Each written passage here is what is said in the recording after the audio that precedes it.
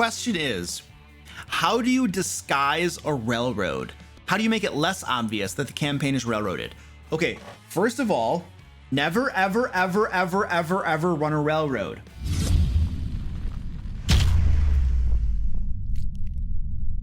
If you're looking for an easy-to-use, new Dungeon Master-friendly D&D module, my last Kickstarter, Into the Fae, is now available on the DM Lair store. It features lots of new Fae creatures, is 100% 5th edition compatible, and takes a group from level 1 to 5. And if you pick up the Into the Fae Ultimate Bundle, it comes with a map pack that includes digital tokens and image files of the maps that you can use for online play. Learn more and grab Into the Fae at the link below. Second of all, understand the difference between a railroad and a linear campaign. This is a pet peeve of mine. People don't sometimes, well, I mean, it's not their fault necessarily. There's a huge difference between a railroad and a linear campaign. Big, huge, massive difference. Big difference. A linear game is when there is a set sequence of adventures that mostly needs be run in order. For instance, anytime you run a module, almost anytime, you are running a linear campaign, a linear game, because a module is usually almost always, kind of always, designed so that certain adventures are made for the low levels, and then there are other adventures that get made for the higher levels. And so you kind of got to run through a module in order, unless the Dungeon Master is going to be changing a lot of different things to account for different characters' levels, or he's okay that a low-level party goes into a dungeon that's made for a really high-level party and they might just die or have to run away and then be frustrated. So generally speaking, a module is designed as a linear game, but it's not a railroad. It's not a railroad. A railroad is when the Dungeon Master has decided that certain things must be a certain way, and they push their players inexorably down that path to do things a certain way. For instance, a linear game will say, this is the next adventure that you need to go to. You need to go defeat the Mad Wizard. That's the next adventure. That's a linear game. There's one thing to do. That's not a railroad. A railroad is this. Okay, his tower is in front of you. How do you guys want to go in? Let's climb the tower. No, you can't. Reasons.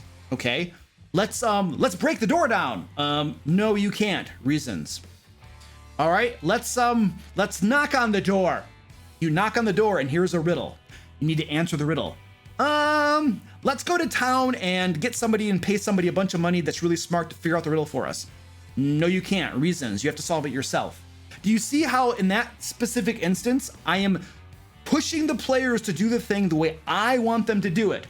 There's only one way into the tower, and you must answer this riddle. Any other path, any other options are completely blocked and barred, and you can't use your agency and your own noggins to figure out a solution to this problem. The only solution is a solution I've decided, and you must pick that way to do it. That's a railroad. All right? That is when the players have no choices, no options except for what you've decided must needs be done. So you can totally put an adventure in front of your players and be like, hey guys, this is the next adventure. And that's called a linear game. But when you give them the freedom to overcome the obstacles in that adventure, the way that they choose how to overcome them, I mean, they got to be able to succeed on dice rolls. They got to do things intelligently. And there could be failure states where they pick they make a bad choice and it doesn't work, and consequences. That's always a possibility. But they need to have the freedom to be able to approach that adventure the way that they want to approach that adventure. Enter it, overcome the bad guy, defeat the puzzle, defeat the problems, combat, non-combat, diplomacy. When they have freedoms, when they have choices of how to approach it. Now, it doesn't mean that everything could work.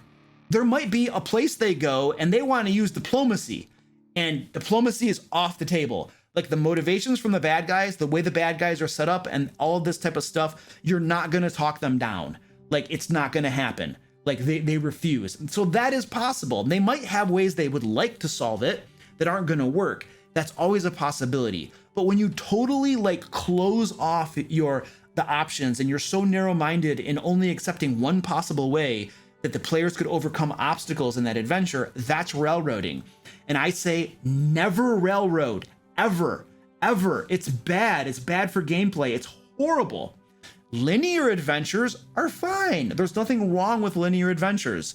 So if the spirit of the question was, how do you disguise a linear adventure? How do you make linear adventures seem less obvious? You could do that. You could present 3 options and then have one be the overwhelmingly good choice and the other, and have it be a time pressed matter. You know, there's a ticking clock and the other options aren't quite as appealing. They don't pay as much money and like there's no urgency. And so the players are probably going to choose this one right here. You could go to that effort. However, I would argue that it's probably just easier to say, hey guys, we're running a module. And it's kind of designed to have the adventures run in a certain order. And that's just kind of how the module is, you know? So yeah, I don't think there's anything wrong with leveling with them and saying this is a linear module, this is a linear game. The other thing you can do, honestly, that's not that hard, is if you don't want to run that linear adventure, if you want to give them some choices, is give them 2 or 3 choices about what adventure to go on next through your plot hooks. And then tell them, hey guys, you have 3 options of what you want to do. So you get to choose. However, please tell me which one you want to do next. That way I can go prepare it properly. And I'm not like winging it on the fly. I would appreciate that. And then your players have options and you have the time you need to prepare that thing. So there's my advice and my mini rant. Have a nice day.